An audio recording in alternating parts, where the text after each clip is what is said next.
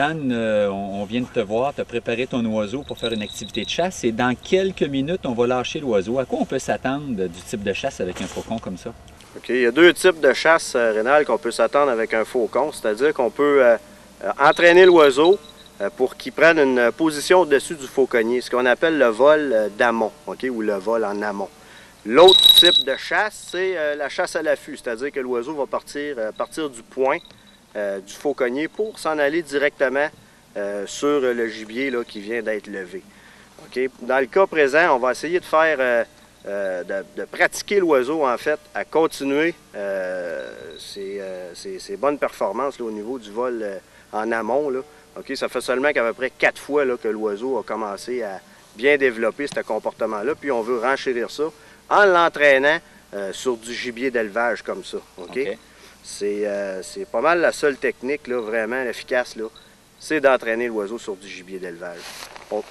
Oui. Donc, ce qui va se passer tout à l'heure, c'est que tu vas lâcher ton oiseau, il va aller prendre position, tu nous expliquais hors d'onde, il va aller prendre position, un vol en altitude au-dessus de nous autres. Oui. Et au moment jugé propice, parce que là on l'entraîne l'oiseau, on va lâcher une proie. Et lui, après, à ce moment-là, il est entraîné à foncer sur sa proie pour aller la capturer. C'est ça. C'est-à-dire qu'il va reconnaître la source de nourriture, le gibier qu'on va lui présenter, il va le reconnaître comme source de nourriture. Et puis, c'est ce qui va là, amener la dynamique de la chasse comme telle. Okay? Évidemment, c'est un prédateur. On a juste à faire un petit éveil de ça, là, justement, en lui présentant du gibier vivant comme ça. Là. Puis, on n'a pas besoin d'en faire bien plus. Là.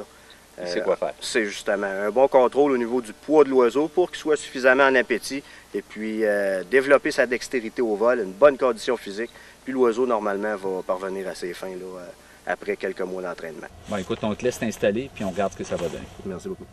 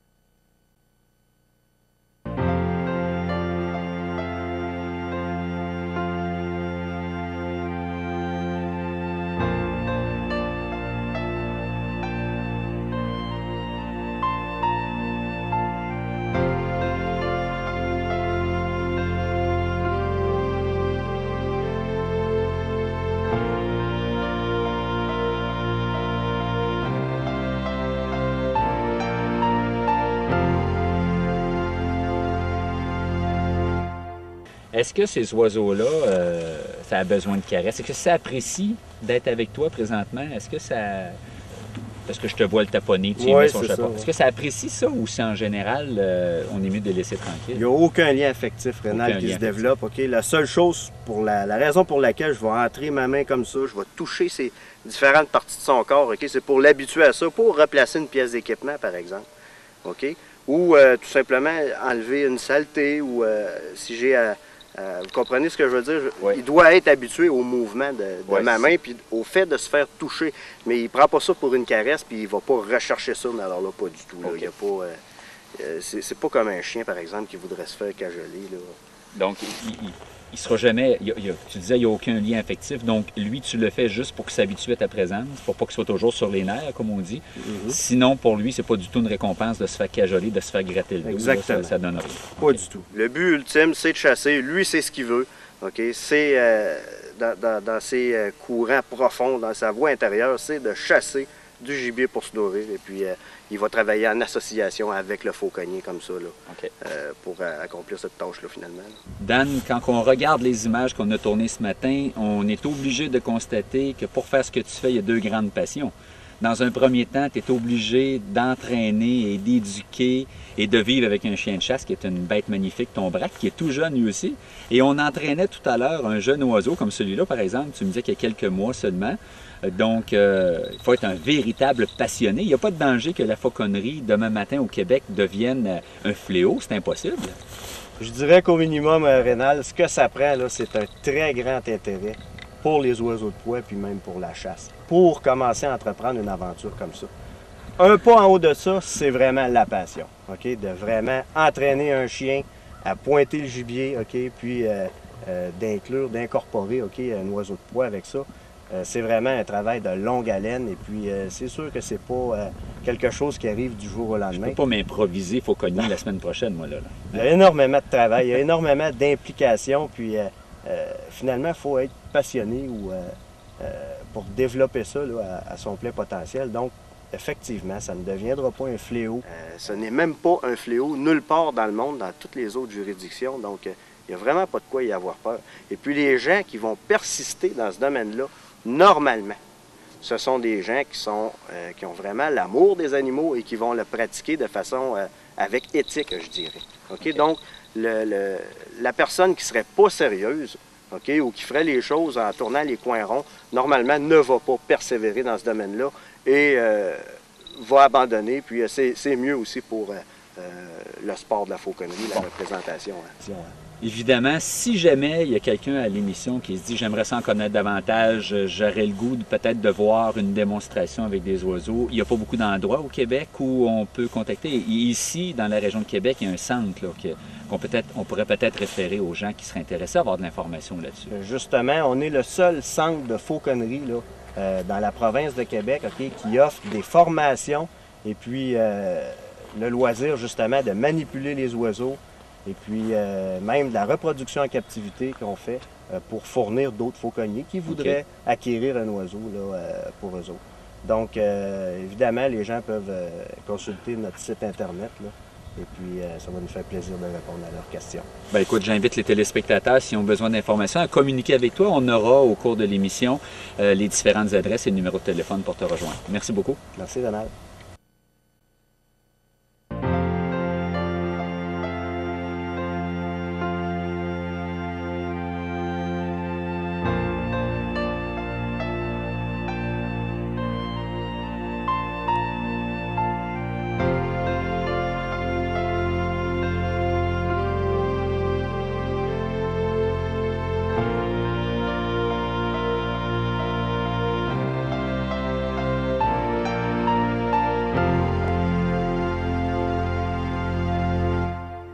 Dan, est-ce que quand on fait une activité comme ce matin où l'oiseau est amené à capturer du gibier et que tu lui enlèves avant de le laisser manger, est-ce que ça devient frustrant pour l'oiseau? OK, il y a une procédure évidemment qu'on doit faire là, pour la technique qu'on appelle de substitution de la proie pour retourner au gant. OK? Oui. Mais si c'est fait là, de façon, là, je veux dire, sans que l'oiseau s'aperçoive qu'on lui enlève sa proie, ben, il ne se rendra pas compte de ça. Parce que finalement, c'est nous autres qui avons un cerveau plus gros qu'eux autres. Donc, si on joue avec le visuel de l'oiseau, hein, en lui faisant croire qu'on lui enlève rien, mais qu'on substitue à la place avec une pièce de nourriture au gars, l'oiseau ne se rendra pas compte qu'on est en train justement de lui voler sa proie. Là. Et puis il retourne au gars, on le rationne et puis on retourne encore en mode de chasse. OK, donc la frustration, il ne connaît pas ça, lui. Non, pas Il a vraiment. la satisfaction d'avoir chassé, il a fait une belle poursuite, C'est ça. il a fait une mise à mort. Donc pour lui, la chasse est faite.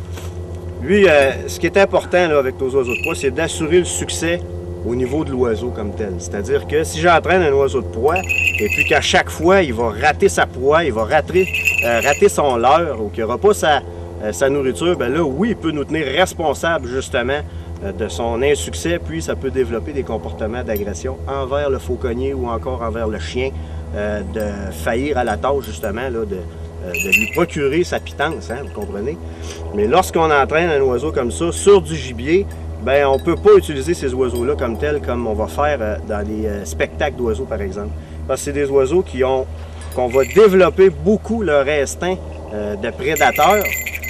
Donc, l'agressivité aussi qui va avec devra être canalisée à travers des activités de chasse comme ça, que l'oiseau va vraiment faire ce qui est fait pour accomplir finalement, hein, de la prédation. OK. Dernière question avant qu'on poursuive notre activité. Cet oiseau-là a fait 2 poursuites à venir jusqu'à présent. Il n'a pas mangé beaucoup. Est-ce que l'énergie dépensée est grande à chaque activité? Est-ce que l'oiseau a besoin de repos, par exemple, ou manger quelque chose pour se donner de l'énergie?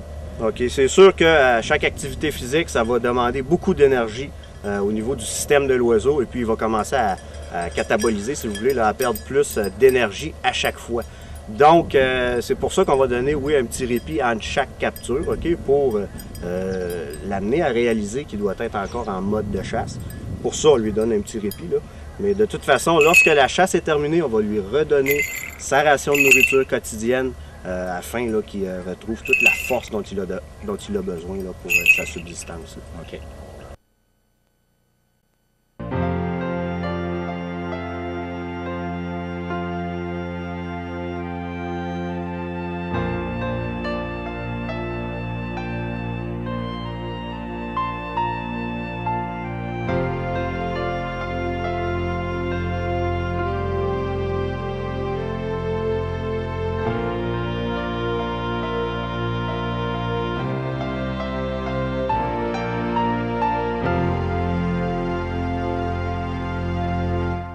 Dan, quand on regarde tes installations, on voit que tes oiseaux sont à l'extérieur dans des cages et ils sont attachés sur un perchoir.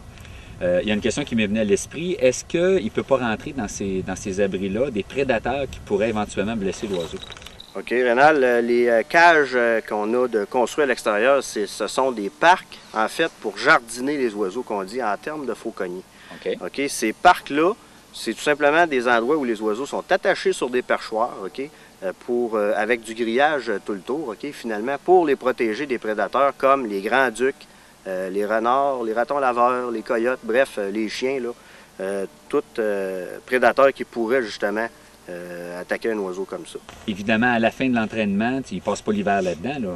Là. Quand arrive la saison froide, qu'est-ce que tu fais avec ces oiseaux-là? OK, durant l'hiver, OK, lorsqu'on n'entraîne pas les oiseaux, on va enlever leur équipement complètement, puis ils vont être retournés dans ce qu'on appelle une fauconnière. OK? C'est un endroit où l'oiseau va être relâché dans ça tout simplement pour passer l'hiver, et puis il y aura autant de nourriture qu'il veut. OK? Il ne sera pas rationné au niveau de la nourriture, comme quand on les entraîne en fauconnerie pour la chasse comme telle. Et quand arrive le printemps, à ce moment-là, est-ce que tu dois reprendre l'entraînement à zéro ou si c'est comme aller à bicyclette pour nous, puis ça revient après un certain temps? C'est un reconditionnement, Rénal, qu'on fait.